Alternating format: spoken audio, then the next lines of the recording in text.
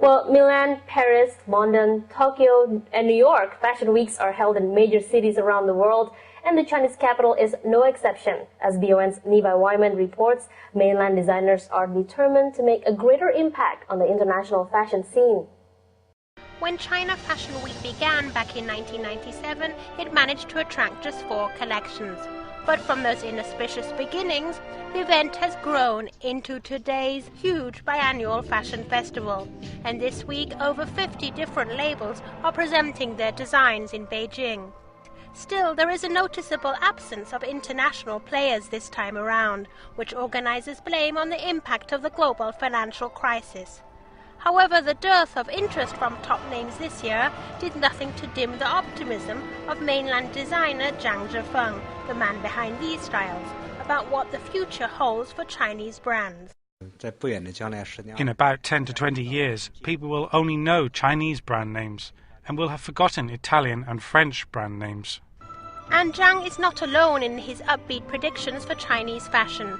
Vogue UK reported earlier this year that the somewhat dubious connotations of the Made in China label are set to be replaced by a much more desirable Created in China one, as Chinese-based designers begin to feature more and more on the must-have scale. The magazine cited industry analysts and trend predictors WGSN as saying that China's status as the world's largest manufacturing country has given its fashion designers a low profile internationally. But WGSN says it expects this to change as Chinese creativity moves center stage in the years ahead and the country's role as a leading consumer market with homegrown brands strengthens.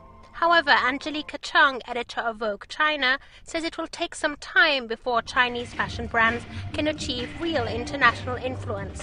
And she warns that mainland designers will need to be aware of what is going on, not just in China but around the world, in order to get just the right balance between what she called Chineseness and modernity.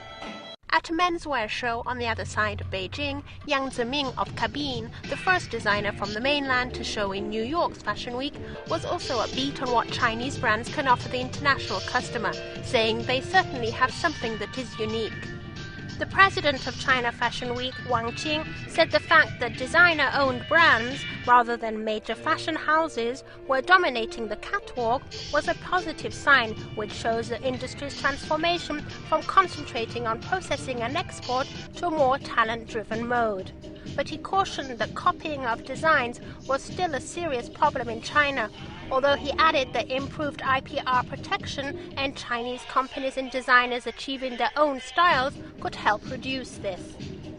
And vice chairman of the China Fashion Designers Association, Liu Yuanfeng, says that young Chinese designers have quite big potential. Liu also pointed out that the fashion industry in China is still in its infancy, although he added that the environment for the development of cultural and creative industries is very open. And famous makeup artist Mao Geping, who also took part in Fashion Week, says a new generation of Chinese makeup artists is also waiting in the wings. There is a big market for makeup, and that is why we set up this training school. And from an international perspective, Reuters said the industry appeared keen to move on from being just a mass manufacturer of clothes to aspiring to its own Western brands and sell them domestically. And bearing this point out, Chinese companies have recently acquired the right to sell international labels locally, including such household names as Aquascutum and Pierre Cardin. But here at China Fashion Week, designers with an eye on climbing to the top rungs of international fashion will also be hoping that Chinese consumers don't abandon locally designed brands, or certainly until the international fashion A-list includes at least a smattering of Chinese names amongst its rarefied ranks. Neva Wyman, BON. Well, some interesting fashion we saw there, James. Well, the Chinese fashion industry seems to be moving forward from just becoming mass manufacturer of clothes to producing Western brands that they can sell them here domestically. And some Chinese companies have actually acquired rights recently to sell these famous brands locally here. Yeah, the famous Western brands. WGSN, which you saw quoted in the report there, it also gives an overview of China's ongoing transformation from this export-oriented manufacturing economy to a nation which is starting to prioritize talent meeting domestic demand here. So other countries, too, are showing an interest in China's fashion-focused culture.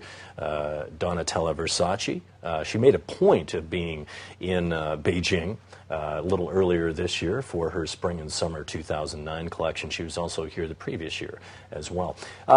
The WGSN report that you saw quoted there also mentioned the top 10 sort of creative designers that we're seeing emerge from China. And they really cover the entire designing spectrum. A person by the name of Guo Pei operates at the haute couture end of the spectrum, and famously turned down an invitation to show off the collection at Milan. One other person, Ma Ke, is a creative director of the massively popular brand Exception, which has been sold to 60 stores in 30 cities here in China. So there's a lot of transformation going on. Definitely. Stay tuned. We will continue BON News with the question of the day in just a moment.